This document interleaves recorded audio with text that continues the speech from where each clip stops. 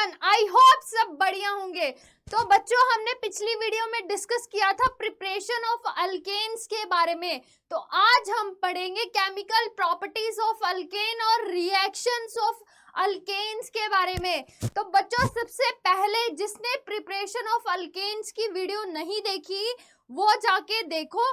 तो मैं आपको बताती हूँ कि उस वीडियो में हमने क्या डिस्कस किया था। उस वीडियो में हमने प्रिपरेशन ऑफ अल्केन्स मतलब अल्केन्स क्या होते हैं, ठीक है बच्चों, एंड 3 मेथड ऑफ प्रिपरेशन के बारे में डिस्कस किया था। तो चलिए फटाफट जाइए और सबसे पहले वो वीडियो देखिए जहां पे मैंने आपको प्रिपरेशन ऑफ अल्केन्स के बारे में पढ़ा रखा है, ठीक है। तभी आपको केमिकल रिएक्शंस ऑफ अल्केन्स बच्चों समझ आएंगे, ठीक है।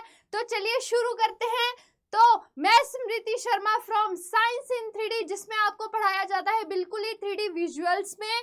तो बच्चों, आज हम पढ़ेंगे रिएक्शंस ऑफ अल्केन्स, जिसमें हम 2 रिएक्शंस के बारे में डिस्कस करेंगे, ठीक है बच्चों। तो सबसे पहला रिएक्शन है substitution reaction and second reaction है कंबशन रिएक्शन। तो चलिए फटाफट चलते हैं। तो बच्चों, मुझे ये बताओ कि सब्स्टिट्यूशन रिएक्शन क्या होते हैं। किसी ने कभी सुना है कि सब्स्टिट्यूशन मतलब क्या होता है? तो बच्चों, सब्स्टिट्यूशन मतलब होता है कि जैसे रिप्लेसमेंट या किसी चीज को किसी दूसरे की जगह रिप्लेस कर देना या सब्स्टिट्यूट कर देना। वैसे ही सिमिलरली इसी रिएक्शन में वैसे ही हुआ है, ठीक है। तो बच्चों, इस रिएक्शन को हम हैलोजिनेशन रिएक्शन भी कहते हैं। तो मतलब अब हैलोजिनेशन रिएक्शन कहा जाता है तो कहीं ना कहीं यहाँ पे हैलोजन की बात करी गई है। बिल्कुल सही आप पकड़े हो, ठीक है। तो हैलोजन की बात यहाँ होती है बच्चों। यहाँ पे इस रिएक्शन में हैलोजिनेशन रिएक्शन में या सब्स्टिट्यूशन में रिएक्शन में होता क्या है बच्चों, मैं आपको बताऊंगी। तो इस रिएक्शन में बच्चों क्या होगा कि हैलोजन को सब्स्टिट्यूट कर देंगे या हैलोजन की रिप्लेसमेंट हो जाएगी in the place of hydrogen. Clear? नहीं समझ आया? चलो एक एग्जांपल लेके आपको बताती हूँ, ठीक है बच्चों। एक एग्जांपल लेके समझते हैं। फॉर एग्जांपल हाइड्रोकार्बन, हमने हाइड्रोकार्बन के साथ हेलोजन को जब हम ऐड कराएंगे तो हाइड्रोजन रिप्लेस कर देगा एंड हेलोजन उसकी जगह लग जाएगा। मैं बताती हूँ आपको। फॉर एग्जांपल मीथेन ले लेते हैं, CH4, ठीक है। CH4 हमने ले लिया प्लस क्लोरीन यहाँ पे हम लेंगे। हेलोजन कौन सा लेंगे हम? क्लोरीन लेंगे। वैसे तो आप ब्रोमीन एंड आयोडीन भी ले सकते हैं, लेकिन यहाँ पे हमने क्लोरीन क्यों लिया वो भी मैं आपको बताऊंगी। सबसे पहले हम रिएक्शन देख लेते हैं कि रिएक्शन क्या होती है, ठीक है। तो बच्चों, यहाँ पे क्या होगा, देखो ये 4 यहाँ पे हाइड्रोजन है। तो बच्चों देखो यहाँ पे 4 हाइड्रोजन लगे हुए हैं, ठीक है। तो अब ये वाला हाइड्रोजन जो है ना वो क्लोरीन आउट कर देगा और यहाँ पे क्या लग जाएगा, यहाँ पे लग जाएगा Cl लग जाएगा बच्चों। क्या लग जाएगा? यहाँ पे Cl लग जाएगा और हाइड्रोजन इसको क्या कर देगा, आउट कर देगा और यहाँ पे क्या बन जाएगा, साइड प्रोडक्ट HCl, ठीक है। समझ आया? नहीं आया? चलो ठीक है, हमने एक इक्वेशन देख के तो समझ लिया, ठीक है। ओवरऑल इक्वेशन ये हमारे पास बनती है, मतलब ओवरऑल रिएक्शन जब आप पढ़ते हैं ना, ठीक है, तो ये हमारे पास ओवरऑल रिएक्शन होता है, ठीक है बच्चों। तो चलिए अब हम समझते हैं। आपको अच्छे से आई नो समझ तो नहीं आया होगा, ये तो जस्ट एक कॉपी में या नोटबुक में लिखने का तरीका है, लेकिन इस रिएक्शन में असलियत में होता क्या है वो हम देखेंगे बिल्कुल 3D में। सबसे पहले हम ये देखेंगे कि ये रिएक्शन लैब में कैसे परफॉर्म किया जाता है, ठीक है बच्चों।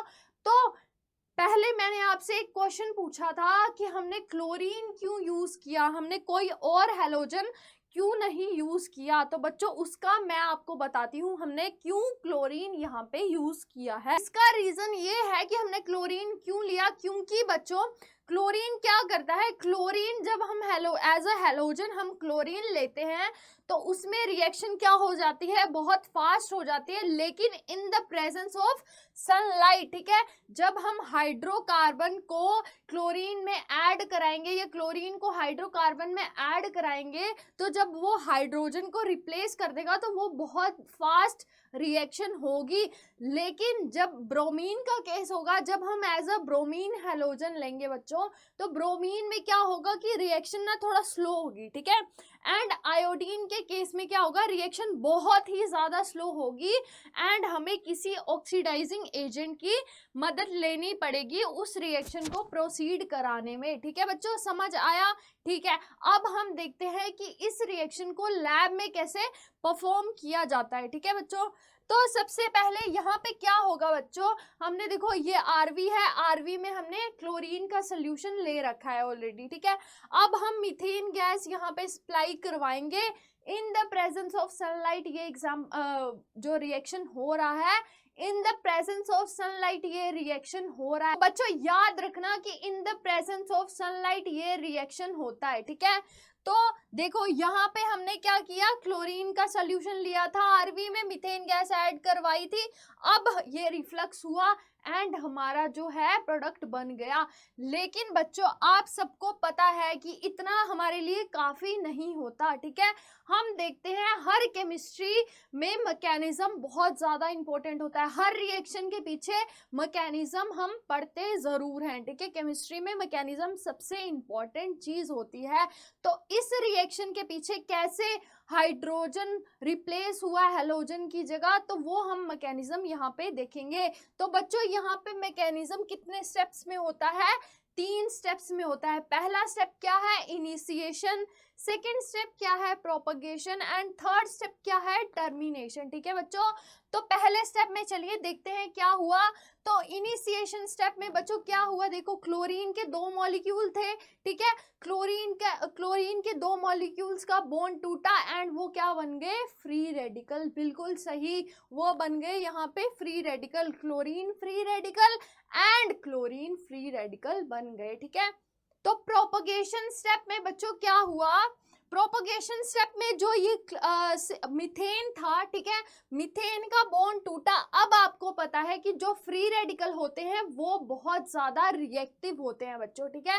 तो जो क्लोरीन का फ्री रेडिकल बना था, ठीक है, उसने क्या कर दिया, रिप्लेस कर दिया, क्लोरीन ने रिप्लेस कर दिया हाइड्रोजन को, उसका एक बॉन्ड तोड़ दिया, हाइड्रोजन को आउट कर दिया एंड खुद उसकी जगह लग गया। तो क्या बन गया, CH3Cl एंड HCl, ठीक है। आपको 2D इक्वेशन भी दिख रही होगी जिससे आपको बहुत ज्यादा हेल्पफुल होगी कि अगर यहाँ पे आपको 3D में आई हो, वैसे तो आपको 3D में 2D से ज्यादा समझ आ रहा होगा, लेकिन फिर भी आप 3D में देखो कि कितनी इजीली आपको समझ आया है कि कैसे बॉन्ड टूटा, कैसे Cl इसकी जगह जुड़ा और HCl बन गया, ठीक है बच्चों। ये सेकंड स्टेप आपको क्लियर हुआ, ठीक है। उसके बाद हम टर्मिनेशन में क्या होगा कि बच्चों देखो ये रिएक्शन यहाँ तक तो कंप्लीट हो गई, हमारा काम क्या था, CH3Cl मतलब हाइड्रोजन को हैलोजन, मतलब हैलोजन को हाइड्रोजन की जगह रिप्लेस कर देना, वो तो हो गया, ठीक है। लेकिन यहाँ पे आपको पता है बच्चों रिएक्शन ये इतना ज्यादा वो है कि रिएक्शन आगे आगे आगे आगे बढ़ता जाएगा और फ्री रेडिकल बनते जाएंगे। तो आपको मैंने जैसे कि बताया कि फ्री रेडिकल क्या होते हैं, बहुत ज्यादा रिएक्टिव होते हैं, ठीक है बच्चों। तो बच्चों फ्री रेडिकल बहुत ज्यादा रिएक्टिव होते हैं, तो इसी स्टेप में ये क्या हुआ कि जो फ्री रेडिकल बने थे ना, मतलब जैसे क्लोरीन का फ्री रेडिकल एक अलग बना था, जैसे CH3 का फ्री रेडिकल, तो वो क्या करेंगे, अपने ही मॉलिक्यूल के साथ जुड़ जाएंगे क्योंकि वो बहुत ज्यादा रिएक्टिव होंगे, उनको किसी ना किसी के साथ बॉन्ड बनाना होगा।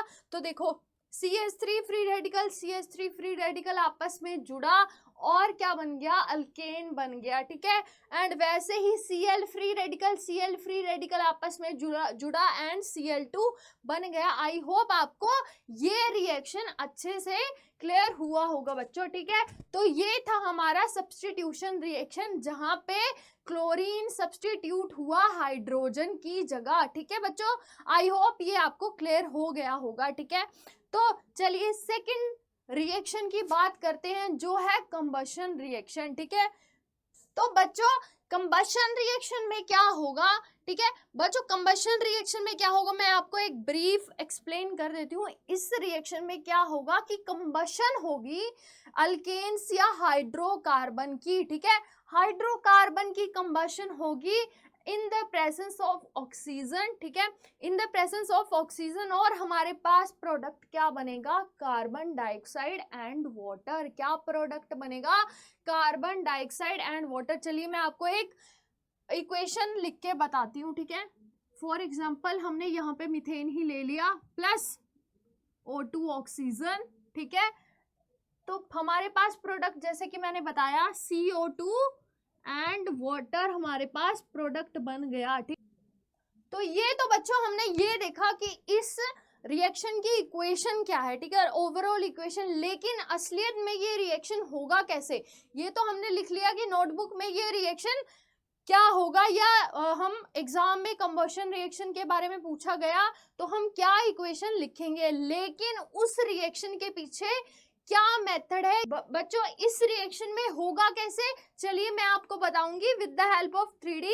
तो बच्चों देखो यहाँ पे हमने हाइड्रोकार्बन रखा है, ठीक है, हाइड्रोकार्बन हाइड्रोकार्बन हम जला देंगे, ठीक है, in the presence of oxygen, ठीक है बच्चों। देखो यहाँ पे क्या होगा, तो बच्चों यहाँ पे क्या होगा कि जब ये कंबशन होगी ना तो यहाँ पे कुछ मॉइस्चर होगा, जो मॉइस्चर यहाँ पे कलेक्ट होगा वाटर की फॉर्म में, ठीक है।